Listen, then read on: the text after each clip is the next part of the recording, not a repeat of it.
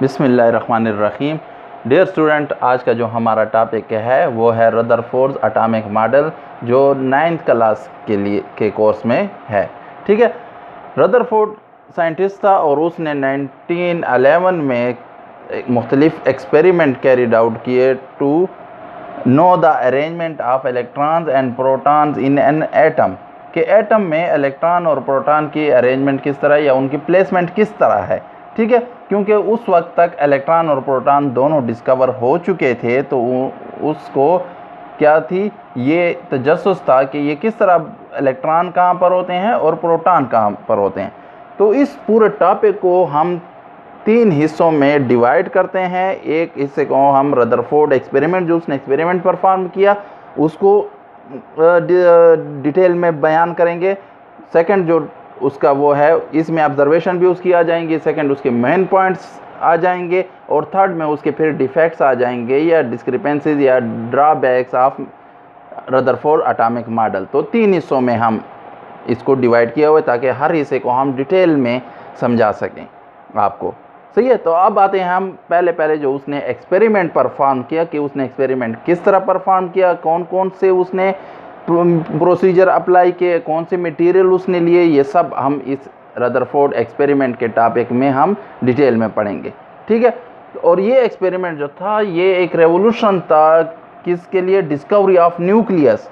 सही, न्यूक्लियस इसके बाद डिस्कवर हुआ। न्यूक्लियस का कंसेप्ट जो था वो रदरफोर्ड एक्सपेरिमेंट की वजह से डिस्कवर हुआ।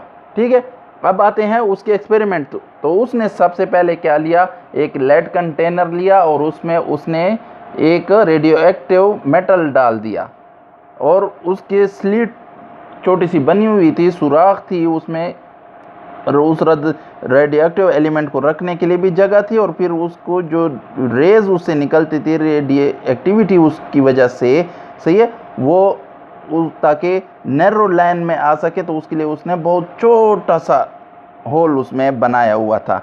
और उसने जो रेडियो एक्टिव एलिमेंट लिया था वो पोलोनियम था, और वो कौन से रेज वो करता था, वो अल्फा रेज।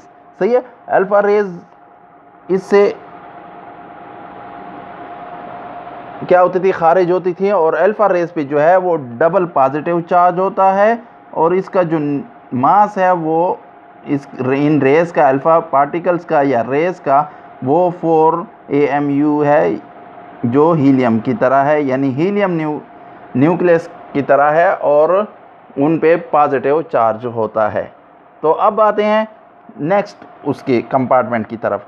तो उसने क्या कर लिया, उसने एक थिन गोल्ड फाइल ले ली जो बहुत ही पतली सी थी। कितनी पतली थी, 0.0004 सेंटीमीटर, या आप 4 × 10⁻⁻⁵ सेंटीमीटर उसने क्या ली, गोल्ड फाइल ली, यानी सोने की पतरी ली।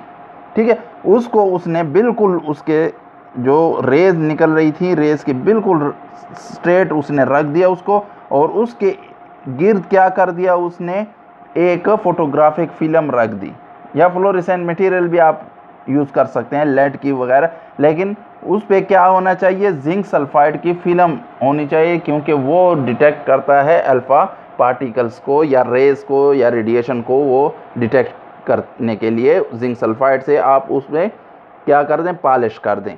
ठीक है, तो उसने फिर जब ये एक्सपेरिमेंट उसने शुरू किया, परफॉर्म किया, उसने रेज को पास किया गोल्ड फाइल से, और फिर उसने क्या कर दिया, उस फिल्म को उसने डेवलप कर दिया, जिस तरह आप पिक्चर डेवलप पहले होती थी फिल्म से आप, ठीक है, तो उस तरह उसने डेवलप किया, और उसने देखा कि जो निशानात थे वो कुछ तो बिल्कुल सामने, यानी गोल्ड फाइल के बिल्कुल सामने थी, यानी वो अनडिफ्लेक्टेड पास हो गई थी अल्फ़ा पार्टिकल, लेकिन कुछ निशानात उसको मुख्तलिफ और जगहों पर मिले, एंगल पर मिले।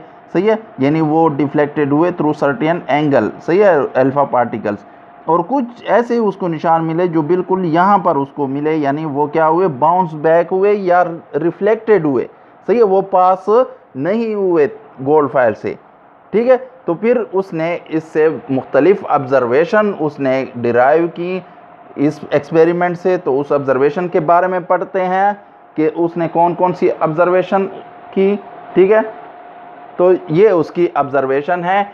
कि mostly alpha particle passed undeflected, यानी ये अनडिफ्लेक्टेड पास हुई, सही है, पीछे हमने एक्सपेरिमेंट में देख लिया था। और कुछ सम डिफ्लेक्टेड टू सर्टेन एंगल्स, कुछ एंगल के यानी ये ऐसे है तो ये एंगल पे क्या हुए, डिफ्लेक्ट हुई, अपनी रास्ते से स्ट्रेट लाइन से वो क्या हो गई, मुड़ गई, ठीक है।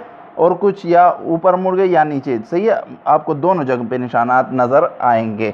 और जो थी कुछ क्या थी, सम रिफ्लेक्टेड बैक या बाउंस बैक, सही है, फ्रॉम द गोल्ड फाइल, यानी कुछ वापस हुई, सही है, बाउंस हुई या रिफ्लेक्ट हुई। जिस तरह आप मिरर को देखते हैं तो उसमें से आपको अक्स नज़र आते हैं, यानी वो रिफ्लेक्शन शो कर रही है, तो कुछ बिल्कुल उसी तरह रिफ्लेक्ट हुई, ठीक है। तो उसके बाद उसने क्या किया, एक स्केच बनाया न्यूक्लियस का कि, और उसने इस मॉडल को प्लेनेटरी मॉडल या जो आपका सोलर सिस्टम है उसके साथ उसने उसको कंपेयर किया कि बिल्कुल उसी की तरह रिजेम्बलेंस है।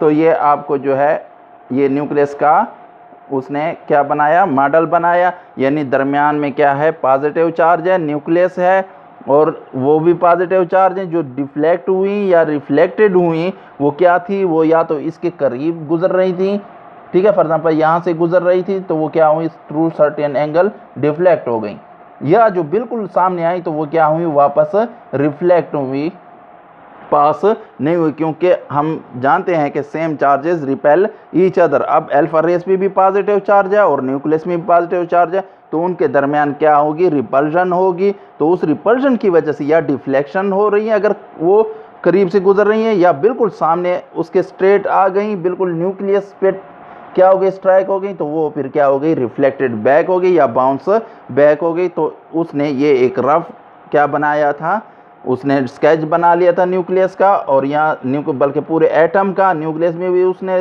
रिप्रेजेंट किया, और उसने कहा कि इलेक्ट्रॉन उस न्यूक्लियस के गिर्द रिवॉल्व हो रहे हैं। किस तरह रिवॉल्व, जिस तरह आपके सोलर सिस्टम में प्लैनेट्स आपके सन के इर्द गिर्द अपने मखसूस मदारों में रिवॉल्व हो रही हैं, घूम रहे हैं। तो उसने इसको सोलर सिस्टम से कंपेयर किया था। तो इंशाल्लाह इसके जो उसने फिर पॉइंट्स निकाले हैं इस एक्सपेरिमेंट से, तो वो अगले लेक्चर में पढ़ेंगे।